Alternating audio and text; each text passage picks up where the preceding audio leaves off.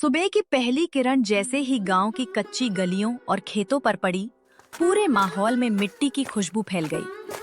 दूर खेतों में बैलों की घंटियां बज रही थी और हवा में पक्षियों की मधुर आवाज गूंज रही थी। ये वही गांव था जहां लोगों के पास भले ही ज्यादा पैसा नहीं था, लेकिन मेहनत और इज्जत सबसे बड़ी दौलत मानी जाती थी। इसी गांव में रहता था एक किसान जिसका नाम था मोहन। मोहन अपने खेत में हल चला रहा था। पसीना उसके चेहरे से बह रहा था, लेकिन उसकी आंखों में सुकून था। तभी उसका छोटा भाई रवि पानी लेकर आता है।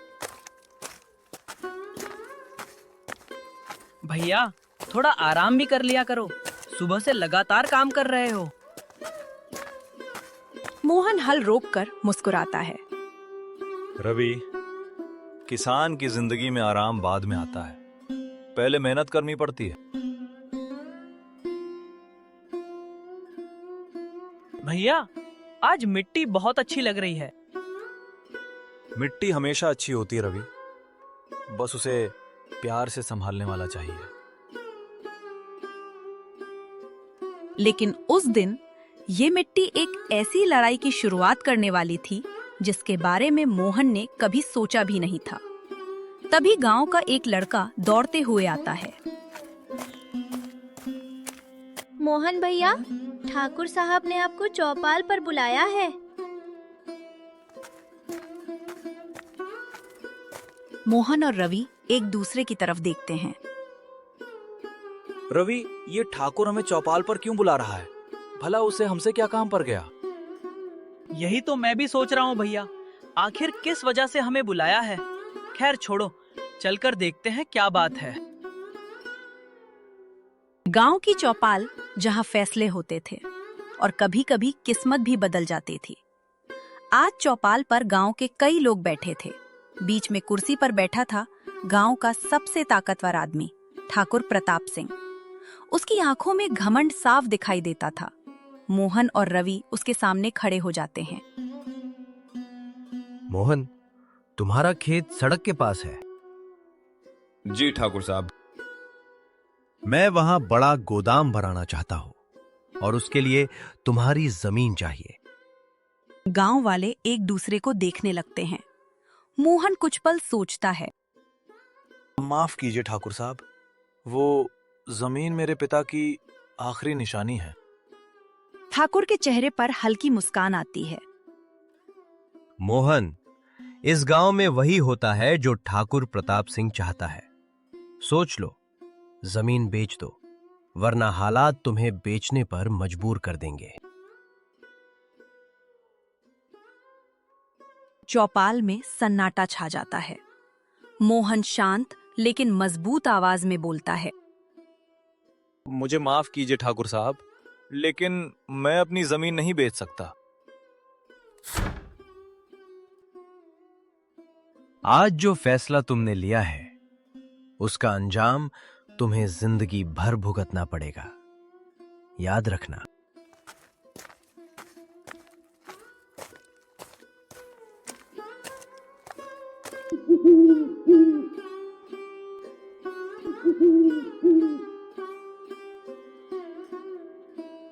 उस रात मोहन के घर का माहौल भारी था।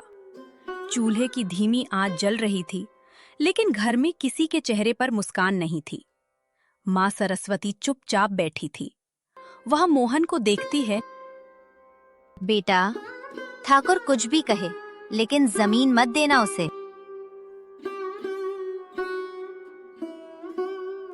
माँ, वो जमीन सिर्फ खेत नहीं है, वो पिताजी की याद है। रवि गुस्से में बोलता है। अगर ठाकुर ने जबरदस्ती की तो मैं उसे छोड़ूंगा नहीं।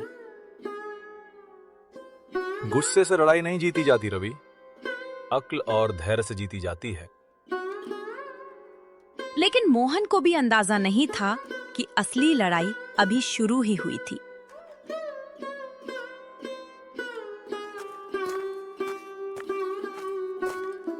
पापा, आप सभी को मम्मी बुला रही है खाना खाने के लिए। कुछ दिन तक सब शांत रहा, लेकिन शांत पानी के नीचे अक्सर तूफान छिपा होता है। एक रात अचानक खेत की तरफ से धुआं उठने लगता है। आग आग लग गई खेत में। अरे सुनो सब लोग, जल्दी आओ, नहीं तो सब कुछ जल जाएगा। मोहन और रवि दौड़ते हुए खेत पहुंचते हैं। गांव वाले भी पानी लेकर आते हैं। काफी कोशिशों के बाद आग बुझ जाती है, लेकिन आधी फसल जल चुकी थी। भैया, ये ठाकुर का काम है। मोहन जली हुई फसल को देखता है। उसकी आंखों में दर्द था, लेकिन आवाज शांत थी। सच चाहे जो भी हो, हम हार नहीं मानेंगे। अगली सुबह जली हुई फसल के बीच खड़ा मोहन फिर से मिट्टी को हाथ में उठाता है। रवि उदास बैठा था। भैया, हमने महीनों मेहनत की थी और सब कुछ एक रात में खत्म हो गया। रवि, किसान की जिंदगी में हार शब्द नहीं होता। किसान हर बार गिरकर फिर खड़ा होता है। तो फिर अब क्या करेंगे? फिर मेहनत करेंगे और दोबारा बोएंगे। सोनू धीरे धीरे खेत में आता है। वह जली हुई फसल देखता है।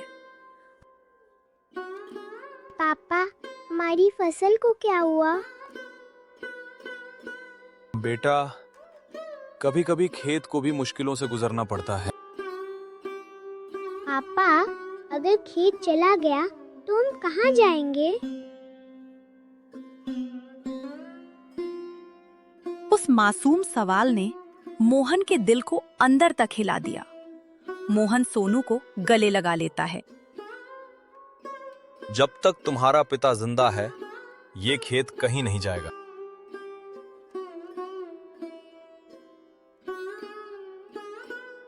दिन बीतते गए। मोहन और रवि ने फिर से बीज बो दिए। धीरे धीरे नई फसल उगने लगी, लेकिन तभी आसमान अचानक काले बादलों से भर गया। तेज बारिश शुरू हो गई। पानी खेतों में भरने लगा। रवि चिंतित होकर बोलता है, भैया, अगर बारिश ऐसे ही चलती रही तो फसल फिर खराब हो जाएगी। किसान की जिंदगी में मौसम सबसे बड़ा इम्तिहान होता है रवि। बारिश रुकती है, लेकिन आधी फसल फिर खराब हो चुकी थी। लगता है किस्मत भी हमारे खिलाफ हो गई है। नहीं रवि, ये सिर्फ परीक्षा है।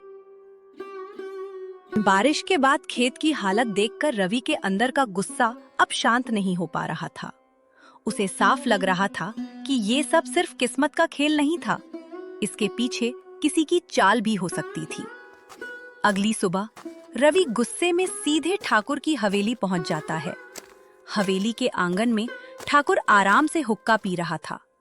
रवि उसके सामने खड़ा हो जाता है। ठाकुर, तुम्हें हमारी परेशानी देखकर खुशी मिलती है क्या?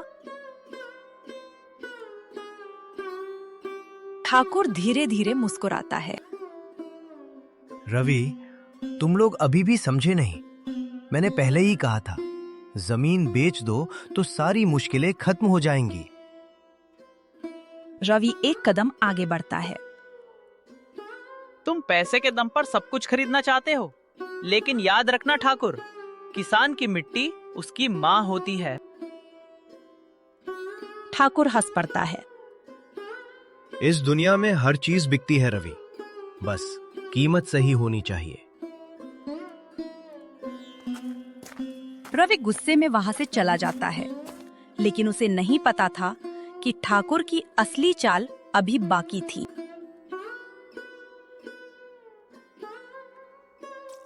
जब रवि घर वापस लौटता है, तो उसके सामने एक ऐसा दृश्य होता है जिसकी उसने उम्मीद नहीं की थी। गांव के कई लोग मोहन के खेत में काम कर रहे थे। कोई मिट्टी बराबर कर रहा था, कोई पानी निकाल रहा था और कोई बीज तैयार कर रहा था। गांव का बुजुर्ग आगे आता है। मोहन, ये लड़ाई अब सिर्फ तुम्हारी नहीं रही। क्या मतलब काका? अगर आज तुम्हारी जमीन चली गई तो कल पूरे गांव की जमीन चली जाएगी। इसलिए हम सब तुम्हारे साथ हैं। उस दिन मोहन ने महसूस किया कि जब इंसान सच के साथ खड़ा होता है तो पूरी दुनिया उसके साथ खड़ी हो जाती है। उधर ठाकुर प्रताप सिंह अपने कमरे में बैठा कुछ सोच रहा था। उसकी आंखों में गुस्सा साफ दिखाई दे रहा था। उसका आदमी रामू अंदर आता है। ठाकुर साहब, गांव वाले मोहन की मदद कर रहे हैं। मुझे पता था ये गांव वाले जल्दी ही उसके साथ खड़े हो जाएंगे। अब वक्त आ गया है उनके भरोसे को तोड़ने का। रामू हैरान होकर पूछता है, क्या करने वाले हैं ठाकुर साहब? अब मोहन की जमीन उससे कानून के जरिए छीनी जाएगी। रामू चौंक जाता है। 2 दिन बाद गांव में अचानक एक सरकारी गाड़ी आती है। गांव वाले इकट्ठा हो जाते हैं। एक अधिकारी कागज निकालता है। हम तहसील से आए हैं, जमीन के कागजों की जांच करनी है। मोहन हैरान हो जाता है। अधिकारी कागज पढ़ता है। रिकॉर्ड के अनुसार ये जमीन ठाकुर प्रताप सिंह के नाम दर्ज है। गांव में हड़कंप मच जाता है। ये झूठ है। मोहन भी हैरान रह जाता है। लेकिन ये जमीन तो मेरे पिता की थी। अधिकारी शांत आवाज में बोलता है। अगर आपके पास कोई सबूत है तो हमें दिखाइए। उस पल मोहन के पैरों तले जमीन खिसक गई।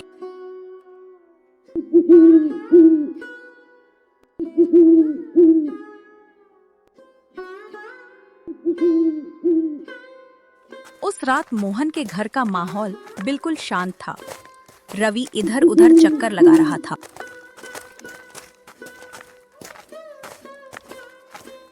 भैया, ये सब ठाकुर की चाल है। लेकिन अगर कागज सच में बदल गए हैं तो हम क्या करेंगे? माँ सरस्वती अचानक बोलती है।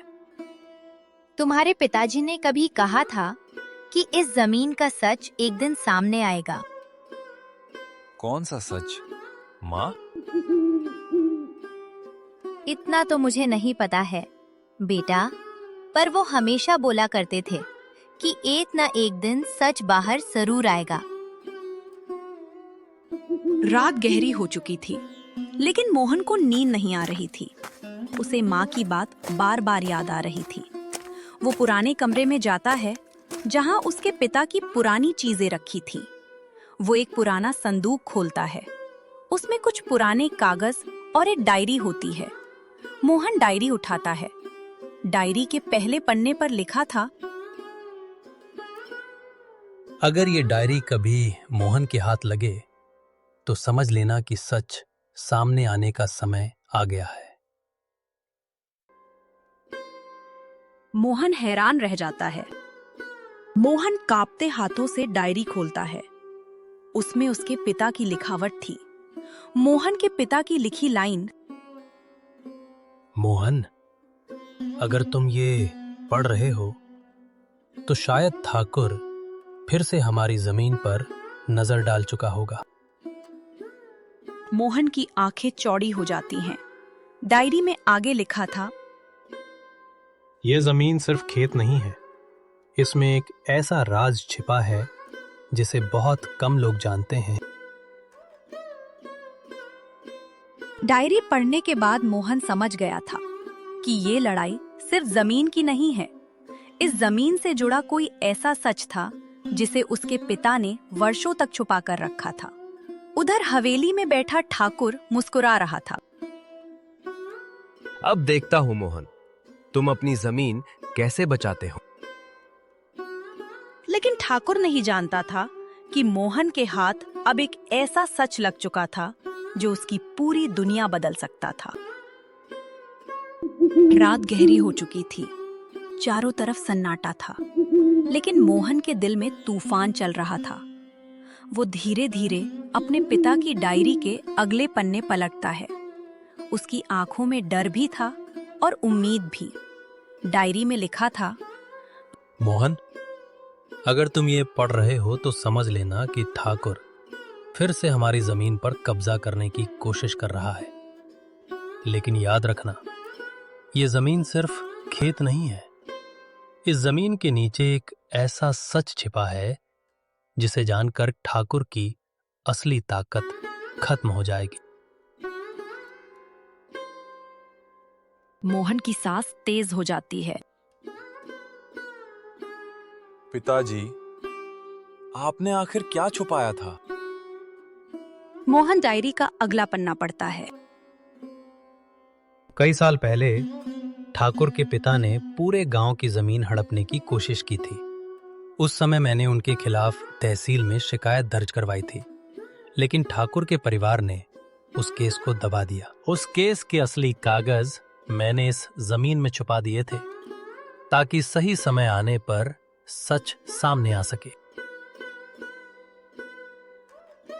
मोहन अब समझ चुका था कि उसके पिता ने जमीन के अंदर कुछ छुपाया था। वह तुरंत रवि को बुलाता है। रवि, हमें अभी खेत जाना होगा। इस समय, वो भी आधी रात को? हाँ, क्योंकि शायद हमारी जमीन बचाने का रास्ता वहीं छिपा है।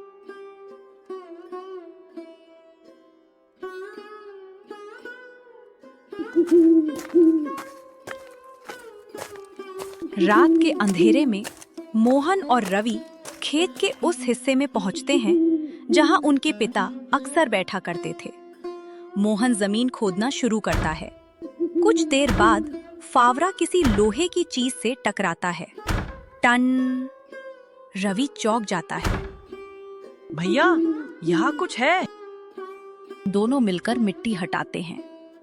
वहां एक पुराना लोहे का डिब्बा मिलता है।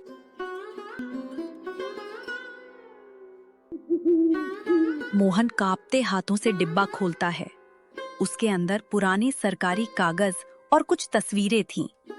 मोहन कागज पढ़ता है और अचानक उसकी आंखें हैरानी से फैल जाती हैं। क्या लिखा है भैया? इन कागजों में लिखा है कि ठाकुर के परिवार ने सालों पहले पूरे गांव की जमीन धोखे से अपने नाम करवाने की कोशिश की थी।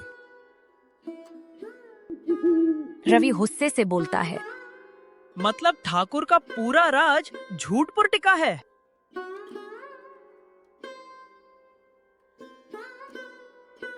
लेकिन उसी समय ठाकुर को खबर मिल चुकी थी कि मोहन को कुछ मिल गया है। हवेली में ठाकुर अपने आदमियों के साथ बैठा था। ठाकुर साहब, लगता है मोहन को जमीन में छुपे कागज मिल गए हैं। ठाकुर की आंखें गुस्से से लाल हो जाती हैं। अगर वो कागज तहसील तक पहुंच गए तो हमारा सब कुछ खत्म हो जाएगा। तो अब क्या करेंगे ठाकुर साहब? ठाकुर खतरनाक मुस्कान के साथ बोलता है, अब मोहन को डराना पड़ेगा। अगली रात मोहन के घर के बाहर कुछ गाड़ियां रुकते हैं। ठाकुर के आदमी दरवाजा जोर से खटखटाते हैं। रवि बाहर आता है। कौन हो तुम लोग और इतनी रात को किसको ढूंढ रहे हो? हम सब ठाकुर साहब के आदमी हैं और ठाकुर साहब की तरफ से एक संदेश लेकर आए हैं। मोहन भी बाहर आता है। आदमी कागज छीनने की कोशिश करता है, लेकिन रवि तुरंत उसे जोरों से पांव मारता है। भैया, आप कागज लेकर घर के अंदर जाओ, इन्हें मैं संभालता हूँ।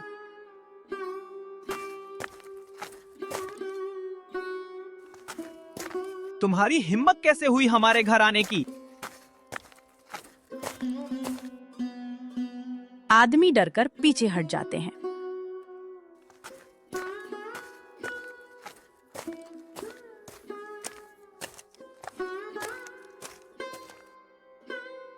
राजू, हम कल ही सुबह तहसील जाएंगे और इन कागजों को अधिकारियों को देंगे।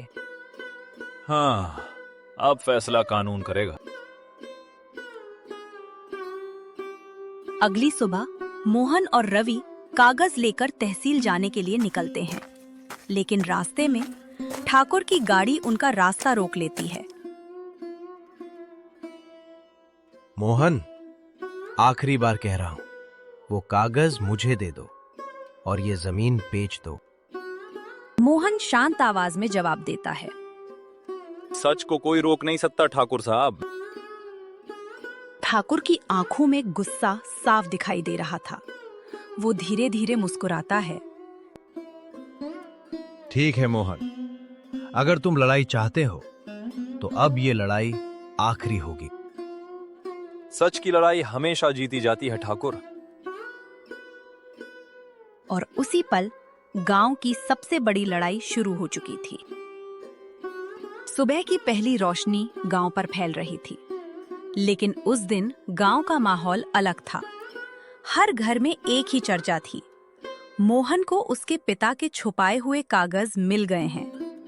गांव के लोग चौपाल की तरफ इकट्ठा होने लगे। किसी को उम्मीद थी और किसी को डर। उधर मोहन और रवि भी गांव की तरफ बढ़ रहे थे।